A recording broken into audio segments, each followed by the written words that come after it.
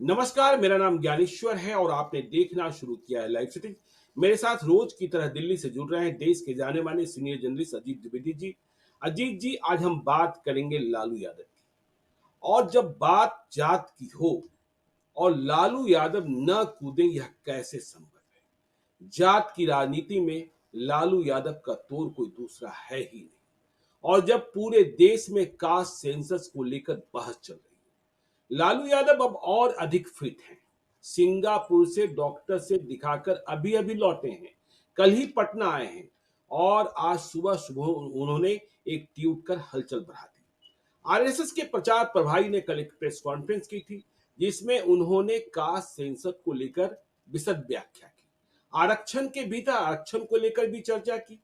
इन दोनों मुद्दों पर भाजपा की खामोशी है। राहुल गांधी देखिए कास्ट सेंसस के मसले पर आवाज उठा रहे हैं। नीतीश कुमार कह रहे हैं हमने तो गणना करा दी। तो देखिए आज लालू यादव ने जो ट्वीट किया, अपनी ही भाषा और अपनी ही शैली में क्या कहते हैं लालू यादव। लालू यादव ने लिखा, इन आरएसएस बीजेपी वाला का कान पकड़। देखिए ये कान पकड़ की शैली लालू यादव भी इस्तेमाल कर सकते हैं और जात की बात होती है तो आरएसएस बीजेपी वाला का कान पकड़ दंड बैठक। कुश्ती जानते हैं लालू यादव। दंड बैठक करा, इनसे जातिगत जनगणना कराएंगे। ये लालू यादव कह रहे हैं। कहते हैं इनका क्या औकात है? ये बीजेपी वालों की औकात है, ये आरएसएस वालों की औकात है। इनका क्या औकात है जो ये जातिगत जनगणना नहीं कराएंगे, इनको इतना मजबूर करेंगे। मतलब लालू यादव समझते हैं कि अभी हमारे भीतर इतनी हिम्मत है, इतनी ताकत है, इनको इतना मजबूर करेंगे कि इन्हें जातिगत जनगणना करना ही पड़ेगा। दलित, पिछड़ा, आदिवासी और गरीब का एकता दिखाने का समय अब आ चुका है। देखिए लालू यादव ने दलित की बात की, पिछड़ा की बात की, आदिवासी की बात की, गरीब की बात की। और कहा भी जाता है कि लालू यादव का उदय जो था वह गरीबों के नेता के रूप में हुआ था। बाद में वह पिछड़ों के नेता बने और फिर बाद में यादवों के नेता बनकर रह गए। तो लालू यादव कास्ट सेंसस के बहाने जो भूमि उन्होंने खोई है, जो आधार संकुचित हुआ है, उसे फिर से पाना चाहते हैं। तेजस्वी यादव बिहार की यात्रा पर निकल रहे हैं और आरएसएस के प्रचार प्रभारी सुनील अंबेकर ने जो कहा, उसे लेकर जो कंट्रोवर्सी पैदा हो गई है, इन तमाम मुद्दों पर हम चर्चा करें कि आरएसएस जो हमें लग रहा है वह तो कास्ट सेंसस के पक्ष में दिखती है, सिवाय इसके कि इसका सोशल और पॉलिटिकल टूल के रूप में इस्तेमाल ना हो। अजीत जी। देखिए, ये आप एकदम ठीक आपको लग रहा है, आपने ठीक समझा है आरएसएस के जो प्रचार प्रमुख है सुनील आम्बेकर उनके बयान को। ये आरएसएस की जी। लाइन है और हम्म। बाज़ाब्ता 3 दिन तक आरएसएस ने विचार करके इस पर आर्टिकुलेट किया है, अपनी लाइन उसने आर्टिकुलेट की है 3 दिन के विचार-विमर्श के बाद। जी। ये अखिल भारतीय समन्वय की बैठक थी केरल के पलक्कड में 3 दिन की आरएसएस की। ये हम्म। आरएसएस की 4 बैठकें होती हैं जो बड़ी इंपॉर्टेंट होती हैं। उसमें ये एक बैठक है। उनकी प्रतिनिधि सभा की बैठक होती है, समन्वय की बैठक होती है, एक जुलाई बैठक, एक दिवाली बैठक। तो ये जो बैठक थी, ये समन्वय की बैठक थी। और समन्वय किसके साथ? आरएसएस की अपनी जो अनुषंगी संगठन है 32-33 जो जमा हुए थे वहां, उनके बीच समन्वय और बीजेपी के साथ समन्वय। तभी पहले दिन जेपी नड्डा भी गए थे इस बैठक में। ये जी। बताना इसलिए इंपॉर्टेंट है क्योंकि जब लोकसभा चुनाव में के दौरान जेपी नड्डा ने जो कहा कि अब बीजेपी आत्मनिर्भर है और संघ की जरूरत अब नहीं है, पहले होती थी, ये जी। उसके बाद मोहन भागवत के साथ नीतिगत मसलों पर पहली बैठक थी बीजेपी के राष्ट्रीय अध्यक्ष की। तो पहले दिन जो बैठक हुई उसमें निश्चित रूप से मोहन भागवत और जेपी नड्डा ने भी डेलिबरेट किया कि जाति गणना के मसले को किस तरह से हैंडल करना है बिल्कुल। और आरक्षण के भीतर आरक्षण को किस तरह से हैंडल करना है। तो हम्म। 3 दिन के विचार विमर्श के बाद जो अपनी राय प्रकट की सुनील आम्बेकर ने, वो मोटे तौर पर जातिगत जनगणना की मंजूरी देने का संकेत है। अच्छा, मंजूरी आरएसएस देने का ने संकेत है। बिल्कुल, बिल्कुल। आरएसएस ने एक तरह से ये संकेत दिया है कि उसको जाति जनगणना से दिक्कत नहीं। जी। तो अब उसके बाद दूसरे पहलू पर बाद में आएँगे। लेकिन पहले ये बीजेपी बताएं वाले कि कह रहे हैं कि भाई इसकी जरूरत क्या है? जो उन्होंने जी। कहा वर्बेटम, जैसे लालू प्रसाद का ट्वीट है, उस तरह से वर्बेटम अगर समझे तो सुनील आम्बेकर ने कहा कि जातियों के और समाज के कल्याण के लिए जातिगत जनगणना जरूरी है, यहां तक कहा आरएसएस ने। हम्म। लेकिन साथ में ये कहा कि इसको राजनीतिक टूल नहीं बनाना चाहिए। हम्म। उन्होंने कहा कि सरकार सिर्फ आंकड़े जुटाने के लिए जाति जनगणना कराए। जी तो बिल्कुल। इसमें तो कोई दिक्कत नहीं है कि आंकड़े हम्म। जुटाने के लिए जाति जनगणना होनी चाहिए। आंकड़े हम्म। होंगे तभी तो कोई भी सरकार कोई भी पॉलिसी डिसीजन ले पाएगी। जी। कोई भी नीतिगत फैसला बिना आंकड़ों के कैसे होगा? तो आंकड़े जुटाने के लिए हो, उसका राजनीतिक इस्तेमाल नहीं हो, और सामाजिक कल्याण के लिए ये जरूरी होता है। ये 3 बातें जो है इस मामले में कही सुनील आम्बेकर ने। अब उसके बाद आइए लालू प्रसाद की बात पर। जी। कोई पूछे लालू प्रसाद से कि क्या आप राजनीति करने के लिए जाति गणना के आंकड़े चाहते हैं? हम्म। तो उनका क्या जवाब होगा? उनका भी तो ये जवाब होगा कि नहीं नहीं, राजनीति नहीं करनी है, हम तो जातियों के कल्याण के लिए चाहते हैं। तो यही जी। बात तो आम्बेडकर ने भी कही, सुनील आम्बेडकर ने, कि सामाजिक कल्याण के लिए और आंकड़ों के लिए आप जाति गणना कराइए, राजनीति मत करिए। जी। राजनीति से मतलब है कि आप समाज बांटने के लिए इसका इस्तेमाल मत करिए। अब ये बड़ी लंबी बहस का विषय हो जाएगा कि समाज किस तरह से बंटता है, और धर्म के आधार पर बटेगा कि नहीं बटेगा, जाति के आधार पर बटेगा कि नहीं बटेगा।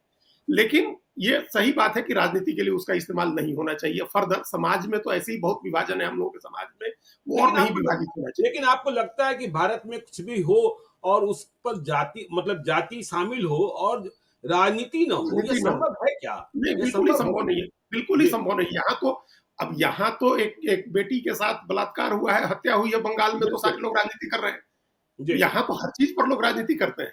हम्म। और राजनीति और व्हाट अबाउटरी जिसको बोलते हैं, वो इतना ज्यादा हो गया है कि जो लोग बंगाल पर बोल रहे हैं वो लोग बिहार पर नहीं बोल रहे हैं। मुजफ्फरपुर में भी एक ऐसी बेटी को उठा करके ले गए लोगों ने, और उतने ही जघन्य तरीके से बलात्कार, हत्या उसकी हुई, बलात्कार हुआ उसके साथ, उस पर नहीं बोल रहे हैं वो लोग जो लोग बंगाल पर बोल रहे हैं। और जी। जो लोग बिहार पर बोल रहे हैं वो बंगाल पर नहीं बोल रहे हैं। तो ये जो व्हाट अबाउटरी है, इतनी इस तरह की चीजों पर हमारे यहाँ होती है, इतनी छोटी छोटी चीजों पर होती है, वो तो राजनीति और जाति का तो बड़ा मुद्दा है, उस पर तो करते ही हैं लोग। हम लोग क्या, राजनीति तो होगी। लेकिन बिल्कुल। आरएसएस चूंकि अपने को कहता है कि हम एक सांस्कृतिक संगठन है और हमारा राजनीति से कोई लेना देना नहीं है, तो जी। उसने अपनी तरफ से एक नसीहत देते हुए ये बात कही। अब लालू प्रसाद का जो ट्वीट का दूसरा पहलू है, अब एक बात एक तय मानिए ज्ञानेश्वर जी, हम पूरी जिम्मेदारी से कह रहे हैं और आप भी इस बात को समझ ही रहे हैं कि अब जाति जनगणना होकर के रहेगी। जाति जनगणना होकर रहेगी। जी। हाँ, अब ये जो अभी जो जनगणना होगी और अभी के जो साइकिल शुरू होगा फिर 10 साल वाला, उसमें जाति का कॉलम होगा। ये अब लगभग तय हो गया है। आरएसएस ने जो लाइन दी है कि आप जी। जातियों का पता लगाइए आंकड़े जुटाने के लिए और उसका सामाजिक कल्याण के लिए इस्तेमाल करिए, तो ये लाइन बीजेपी के साथ समन्वय के बाद ही ये लाइन बनी है। और ये कहीं ना कहीं सरकार भी इस पर एग्री होगी कि इस बार की जनगणना में इसको शामिल कर देते हैं, जाति का कॉलम। और तब तो इस अजीत बात जी का अंदाजा जैसे कहेंगे, लालू यादव कहेंगे कि देखो मैंने दंड बैठक करा दिया ना। मैंने करवा दिया, वही जी जी जी। एग्जैक्टली वही कहेंगे। जैसे जी। अभी हम जैसे हमने समझा, आपने समझा, वैसी लालू यादव को भी समझ में आ गया है कि अब ये जाति जनगणना होने वाली है। तो उसका क्रेडिट लेने के लिए एक लाइन लो, उसका क्रेडिट लेने के लिए इतना लंबा चौड़ा एक एक्स पर लिख दो सोशल मीडिया प्लेटफॉर्म पर, ताकि सनद रहे, ताकि लोगों को याद रहे, ताकि बाद में याद दिलाया जाए कि ये देखो हमने तो उसी दिन कह दिया था कि हम दंड बैठक करा करके कान पकड़ के इन लोगों से लागू करवाएं। बिल्कुल। और इसी बात को किसी न किसी तरह से चिराग पासवान भी समझ गए थे, तभी उन्होंने भी मतलब आउट ऑफ द वे जाकर के अपना उसमें अपनी पोजीशन जंप करके, लाइन जंप करके, कतार तोड़ करके उन्होंने ये बात कही कि जाति गणना होनी चाहिए, क्योंकि उनको भी पता है कि होगी तो उसका क्रेडिट हम ले लेंगे कि हमने कहा था कि हो। तो अब ये क्रेडिट लेने की होड़ शुरू हो गई कि हमारे कहने से हुआ। और ये होड़ कैसी है ज्ञानेश्वर जी, एक छोटी सी मिसाल से आप समझिए। उस दिन हम लोगों ने चर्चा की थी, रेलवे बोर्ड के चेयरमैन बने हैं सतीश कुमार, जो दलित समाज से आते हैं। तो कांग्रेस पार्टी के सोशल मीडिया की प्रभारी हैं सुप्रिया श्रीनेत, उन्होंने और कांग्रेस के कई नेताओं ने एक्स प्लेटफॉर्म पर, सोशल मीडिया प्लेटफॉर्म एक्स पर लिख करके इसका श्रेय राहुल गांधी को दिया जी। कि ये राहुल गांधी ने जो कैंपेन शुरू किया है और जो राहुल गांधी दलितों पिछड़ों की बात कर रहे हैं, उसकी वजह से सतीश कुमार की नियुक्ति हुई। अब सोचिए, कांग्रेस पार्टी के इतने लंबे राज में कोई दलित अध्यक्ष नहीं बना रेलवे बोर्ड का, लेकिन जो पहला बना उसका क्रेडिट लेने के लिए कांग्रेस पार्टी आ गई। तो जाति जनगणना होगी, इसकी संभावना अब लग रही है, जो आरएसएस ने कहा है उसके बाद। तो उसका क्रेडिट लेने के लिए पहले चिराग पासवान ने कहा, आज लालू प्रसाद का ट्वीट आया, और उसके पहले तेजस्वी यादव के धरने को भी आप इसी से जोड़िए। उनको भी ये अंदाजा हो गया है। उन्होंने तो ऐसे धरना उनका था कि 65% आरक्षण जो बढ़ाया गया है उसको 9वीं अनुसूची में डालें। लेकिन जाति जनगणना की बात जो आज विपक्षी पार्टियां तमाम कर रही हैं, उनको ये अंदाजा हो गया है कि ये लागू होने जा रहा है। और इसका क्रेडिट लेना है और फिर इसका पॉलिटिकल इस्तेमाल करना है। जी। तो अब राजनीतिक इस्तेमाल जो आगे चुनाव आ रहे हैं उसमें इनका राजनीतिक इस्तेमाल किस तरह से होगा। बिहार में जो जाति गणना हुई है और उसके आधार पर आरक्षण बढ़ाया गया है वो लागू हो पाएगा कि नहीं लागू हो पाएगा, कोर्ट का रोक है जो हटेगा कि नहीं हटेगा। और पूरे देश में अब अगला कदम जो है वो ये है कि पूरे देश में आरक्षण की सीमा बढ़ाई। अब अगला कदम ये होगा। नहीं, ठीक है, अगला कदम ये होगा कि आरक्षण की सीमा बढ़ाई जाए। देखिए, राहुल गांधी भी जातिगत जनगणना की बात कर रहे हैं और जो भी बात कर रहे हैं ऐसा लग रहा है कि गरीबी हटाने का मूल मंत्र जो है वह जातिगत जनगणना है। देखिए, राजनीति तो अपनी जगह है, तो राहुल गांधी से भी सवाल पूछा जा रहा है कि 3 प्रदेशों में आपकी सरकार है, कर्नाटका में, तेलंगाना में, हिमाचल प्रदेश में, आपने क्यों नहीं कर दिया? यदि आपने कर दिया होता नीतीश कुमार की तरह तो शायद गरीबी हट जाती, सभी लोग मतलब या तो मिडिल क्लास हो खुशहाल जाते हो या जाते अमीर हो जाते, हाँ, खुशहाल हो जाते।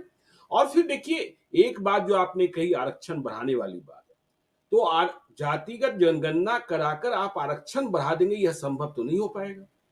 बिहार आरक्षण कानून हाई कोर्ट से भी रद्द हो गया और सुप्रीम कोर्ट में भी मंजूरी नहीं मिली। अब तो वही पंडोरा बॉक्स खुलना है कि पहले जनगणना कराओ और इसके बाद पूरे देश में आरक्षण की बात। क्योंकि देखिए, लालू यादव ने जो हैशटैग लगाया है वो हैशटैग कास्ट सेंसस है और दूसरा हैशटैग रिजर्वेशन है। मतलब रिजर्वेशन की ओर भी वे बढ़ चले हैं। और वे जानते हैं इसे, हाँ, और वे जानते हैं इसे लड़े बगैर। फिर देखिए, अब नीतीश कुमार कह रहे हैं हमने तो करा लिया, लेकिन आपको याद होगा अजीत जी कि जब सामाजिक आर्थिक सर्वेक्षण रिपोर्ट आई थी तो कहा गया कि बिहार के 94 लाख परिवार जो निर्धन रेखा के नीचे हैं या जिनकी आय बिल्कुल कम थी, 6,000 रुपए के करीब थी, उन्हें हम 2-2 लाख रुपए देंगे। लेकिन जैसे ही एनडीए की सरकार आई यह बात खत्म हो गई और अब तेजस्वी यादव भी नहीं पूछ रहे हैं कि 2-2 लाख रुपए देने की योजना कहां गई। बिहार सरकार की तंगहाली ऐसे ही है। तो यह जो पूरा मसला है वो तो राजनीति के इर्द गिर्द ही समेटा जा रहा है। सिर्फ भले यह कह दे, आरएसएस कह दे कि हाँ, आप इसे सोशल और पॉलिटिकल टूल मत बनाइए, डेवलपमेंटल टूल बनाइए। तो ऐसी स्थिति में आप सोचिए, बिहार तो उदाहरण है जहां जनगणना हो गई लेकिन फायदा क्या मिला सोशल हाँ, और बिल्कुल पॉलिटिकल के यही अलावा? स्थिति पूरे देश में होने जा रही है, यही स्थिति पूरे देश में होगी। लेकिन ये एक साइकिल बनने जा रहा है, उसको एक विशियस साइकिल भी आप कह सकते हैं, दुष्चक्र भी कह सकते हैं, जिसमें भारतीय जनता पार्टी बुरी तरह से उलझ भी सकती है अगर उसने अभी से निकलने का रास्ता नहीं खोजा है। तो एक ऐसा चक्रव्यूह बनने जा रहा है कि उससे निकलने का रास्ता अगर बीजेपी ने पहले से नहीं सोचा है तो उसमें फंस सकती है। और वो चक्रव्यूह ये है कि आपने अगर जाति जनगणना की बात मान ली तो इसके बाद पूरे देश में आंदोलन छिड़ेगा कि आरक्षण की सीमा बढ़ाइए। क्योंकि जब जाति जनगणना होगी और उसके आंकड़े आएंगे, उसमें पता चलेगा कि पिछड़ी जातियों की आबादी 50% से ज्यादा है, 52% है या 54% है, तो ये मांग उठेगा ना कि फिर आरक्षण 27% क्यों रहेगा, हमको 52% आरक्षण दीजिए या 50% दीजिए या 40% दीजिए। आरक्षण बढ़ाने की मांग उठेगी और जब आरक्षण बढ़ाने की मांग उठेगी तो ये आपको पता है कितना संवेदनशील मुद्दा है अलग अलग राज्यों में। और वो खासतौर से हिंदी हर्टलैंड जो है, उस हिंदी हर्टलैंड में जहां कास्ट का की पॉलिटिक्स चलती है, जो मंडल की भूमि रही है, जहां मंडल की राजनीति सबसे ज्यादा फली फूली है, उन राज्यों में तो बीजेपी के लिए निश्चित रूप से समस्या हो जाएगी। चाहे बिहार हो, उत्तर प्रदेश हो, झारखंड हो, मध्य प्रदेश हो, राजस्थान हो, इन राज्यों में तो बीजेपी के लिए दिक्कत हो जाएगी। तो ये आप एक ट्रैप होगा, एक ट्रैप है। आप जाति जनगणना में आए, आप जाति जनगणना करा दीजिए, आगे अब आरक्षण की सीमा बढ़ाइए, फिर आरक्षण की सीमा बढ़ाइए तो उसके बाद तीसरा स्टेप है कि उसको 9वीं अनुसूची में डालिए ताकि कोर्ट नहीं रुकवा सके उसको।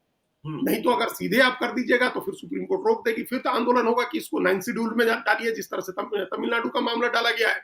फिर 9th शेड्यूल में आप डाल करके उसको चारों तरफ से फोर्टिफाइड कर दीजिए, बंद कर दीजिए और आरक्षण की सीमा बढ़ा करके आप, जैसे बिहार में ही 65% हुआ है, आप 65% कर दीजिए और 10% जो ईडब्ल्यूएस का आरक्षण है वो है ही 75% आरक्षण कर दीजिए, 50 की सीमा बढ़ के। फिर तमाम तरह के संशोधन होंगे, कानून बदलेगा, वो इंदिरा साहनी केस का फैसला जो आया है सुप्रीम कोर्ट का, उसको नल एंड वाइड करेंगे, तो एक पूरा भानुमति का पिटारा खुल जाएगा। ये उसके बाद किसी के कंट्रोल में नहीं रहेंगी चीजें। फिर राजनीति किस दिशा में बढ़ेगी वो एक बड़ा अलग तरह से समझने की बात है। और जो हिंदुत्व की राजनीति बीजेपी कर रही है, जिसके आधार पर बीजेपी को लग रहा था, बीजेपी के जो आइडियोलॉग हैं वो आइडियोलॉग हमेशा बातचीत में कहते हैं कि आप कहिएगा कि पोलराइज हुआ हिंदू समाज, तो अब वो पोलराइजेशन नहीं यूज करते हैं, अब वो कहते हैं कंसोलिडेशन हुआ है, हिंदू समाज कंसोलिडेट किया है। तो पोलराइज होना तात्कालिक फिनोमेनन होता है, मतलब एकदम इमीडिएट फिनोमेनन है कि कोई घटना हुई, कहीं दंगे हुए और पोलराइज हो गए, वो नहीं। बिल्कुल। उनका कहना है कि अब ये लंबे समय के लिए कंसोलिडेशन हुआ है, फिर वो कंसोलिडेशन का क्या होगा अगर अगर जाति के सारे आंकड़े आए और उस पर आरक्षण बढ़ाने का, 9 शेड्यूल में डालने का, ये सारी चीजें होंगी, तो उस कंसोलिडेशन का क्या होगा? बीजेपी के लिए तो एक बड़ी चिंता की बात हो जाएगी ये। तो उसने क्या रास्ता निकलने का खोजा, ये एक देखना होगा कि उन लोगों ने पहले से निकलने का रास्ता खोज के रखा है कि नहीं रखा है। अब आइए जो बिहार की बात है, जी। बिहार में अगर देखिए, जैसे अभी अगर जनगणना शुरू होती है सितंबर में, जो कहा जा रहा है, तो पहले राउंड में मकान गिने जाते हैं, फिर उसके बाद गिनती होती है, फिर उसके आंकड़े टेबुलेशन में जाते हैं, टेबुलेशन के बाद आमतौर पर 2 साल लगता है इसमें, तो तब तक तो बिहार का चुनाव निकल जाएगा। बिल्कुल।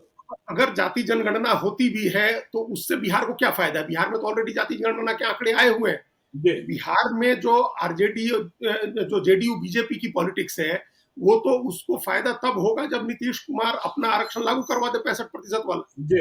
अगर वो नहीं लागू करा पाते हैं तो फिर उसका क्या फायदा? फिर तो देश भर में जाति गणना होती रहे। तो ये एक हमको जहां तक समझ में आ रहा है कि अगर सरकार सितंबर में या अक्टूबर में जब भी जनगणना की अधिसूचना जारी होती है और वो शुरू होता है, तो उस बीच जो जेडीयू है और बीजेपी दोनों के बिहार के नेता सेंट्रल अपने लीडरशिप पर दबाव डालेंगे, केंद्र सरकार पर दबाव डालेंगे कि बिहार वाली जो आरक्षण बढ़ाने का जो कानून आया है उसको प्रोटेक्ट किया जाए, उसको किसी तरह से लागू करवाया जाए।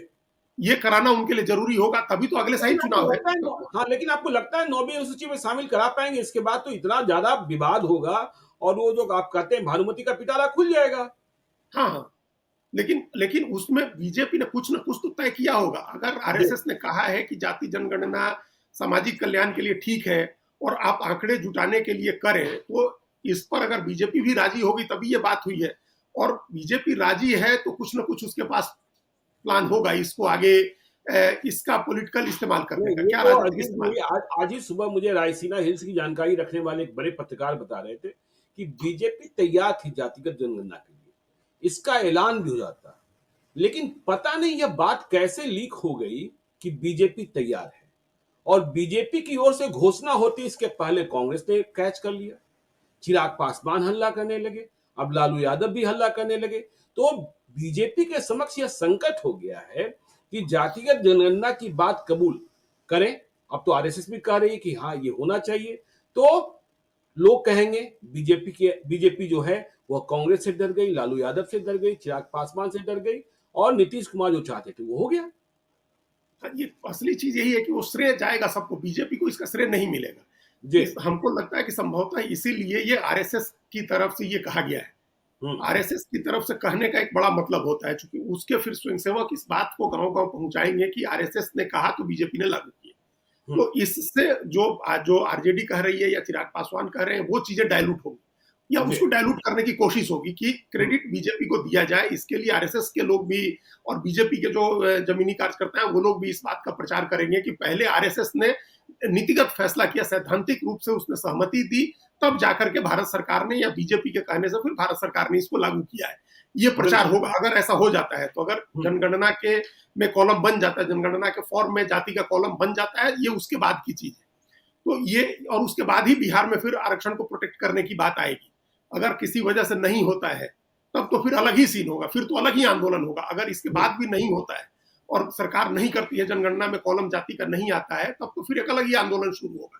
हालांकि उसकी संभावना कम है, वो लगता है कि वो ये हो जाएगा और उसके बाद क्रेडिट की लड़ाई शुरू होगी। तो क्रेडिट की लड़ाई में जिसके हाथ में मीडिया है, जिसके हाथ में नैरेटिव कंट्रोल करने की क्षमता है, वो उसका श्रेय लेगा ज्यादा से ज्यादा। तो लेकिन 94 लाख परिवारों को क्यों नहीं दे पा रहे हैं नीतीश कुमार?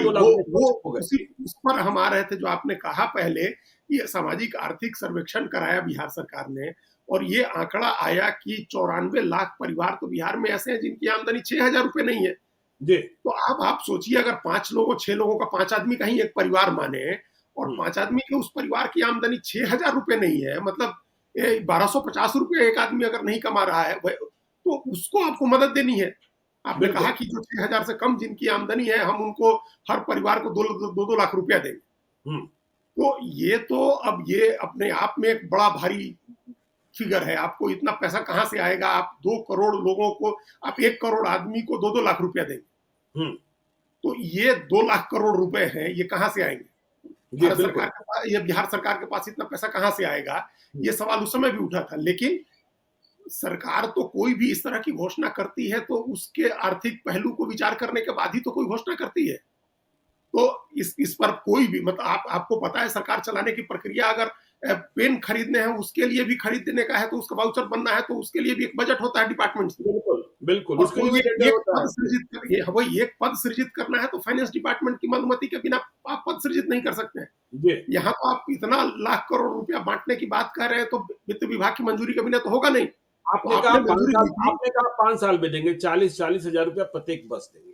देखिए, मैं कल प्रशांत किशोर को सुन रहा था, जो बिहार की स्थिति है, माली हालत है, वेतन देने के लिए पैसों का संकट है। शिक्षक लड़ते रहते हैं, शिक्षकों के वेतन में देरी होती है, वित्त रहित का मसला है, एडहॉक का मसला है, कि बिहार में प्रशांत किशोर कल बता रहे थे कि चपरासी से लेकर मुख्य सचिव तक कुल सरकारी पदों की संख्या 23 लाख है। और नीतीश कुमार कह रहे हैं 12 लाख लोगों को हम सरकारी नौकरी देने जा रहे हैं। तो इसका मतलब 11 लाख लोग ही काम कर रहे थे। तो 11 लाख लोगों के वेतन देने में जब आपको परेशानी हो रही थी, तो 23 लाख लोगों को भर्ती कर पूरी भर्ती आप कर देंगे। तो वेतन देने के लिए पैसे कहां से लाएंगे? तो जब तक सरकार की वित्तीय स्थिति नहीं सुधारी जाएगी, तो केवल भर्ती कर देने से और यह ऐलान कर देने से कि 2-2 लाख रुपए हम 94 लाख परिवार को दे देंगे, ठीक है। 2 लाख करोड़ का 40,000 करोड़ का भार एक साल में पड़ेगा यदि आप 5 साल की वित्तीय योजना में जा रहे हैं कि हम 5 साल में 40-40 हजार रुपए देंगे। कहां से पैसा आएगा? और ऐसी घोषणाओं का मतलब क्या रह जाता है? वही वही बात हम कह रहे थे कि वित्त विभाग से बात की थी कि नहीं की थी इस बात की घोषणा करने के पहले बात की थी तो वित्त विभाग ने क्या मॉडल समझाया था कि हमारा ये रेवेन्यू का मॉडल है, हमारा यहाँ से रेवेन्यू आएगा। उस जी, रेवेन्यू से जो आपने कहा कि नई बहालियां हो रही हैं, उस बहालियों के लिए एस्टेब्लिशमेंट का जो कॉस्ट है वो डबल हो जाएगा। वो बिल्कुल। कॉस्ट पूरा करने के लिए आपको रेवेन्यू कहाँ से आ रहा है? रेवेन्यू का नया सोर्स खोजा है क्या फाइनेंस मिनिस्ट्री ने, फाइनेंस डिपार्टमेंट ने? रेवेन्यू का कोई नया सोर्स इजाद किया है? जी, रेवेन्यू का तो सोर्स बंद करके रखा है। शराब जो है बंद है, एक बड़ा रेवेन्यू का सोर्स है, पिछले 8 साल से बंद है, शराबबंदी है, तो उसकी वजह से वो सोर्स भी नहीं है आपके पास। तो नए सोर्स कहाँ से है? सोर्स नहीं है, तो इसका मतलब आप कर्ज लेंगे। तो कितना कर्ज लेंगे? कर्ज लेने की एक सीमा होती है। संविधान सभा की बहस में जो बाबा साहब भीमराव अंबेडकर ने उनके सामाजिक चीजों पर तो बड़ी चर्चा होती है, उनके आर्थिक मामलों पर ज्यादा चर्चा नहीं होती। वो जी, अर्थव्यवस्था के बड़े जानकार थे, उन्होंने लंदन स्कूल ऑफ इकोनॉमिक्स से पढ़ाई की थी और इकोनॉमिक्स के बड़े जानकार थे। तो हुँ, उन्होंने उस समय कहा था कि सरकारों के कर्ज लेने की सीमा अभी तय होनी चाहिए कि इस सीमा से ज्यादा सरकारें कर्ज नहीं लेंगी। आज स्थिति यह है ज्ञानेश्वर जी की सरकारों के ऊपर अपने जीडीपी का 50-50% तक कर्जा हुआ पड़ा है। बिल्कुल। आप इतना कितना भारी आप कर्ज लेते हैं और उस कर्ज के ऊपर आपका 20%, 25%, 29-30% तक रेवेन्यू आपका चला जाता है कर्ज के उस लोन को सर्विस करने में, उसका ब्याज चुकाने में हर साल। जी, तो आप अगर और कर्ज लेंगे तो ब्याज चुकाने में तो और जो आपका रेवेन्यू है वो चला जाएगा।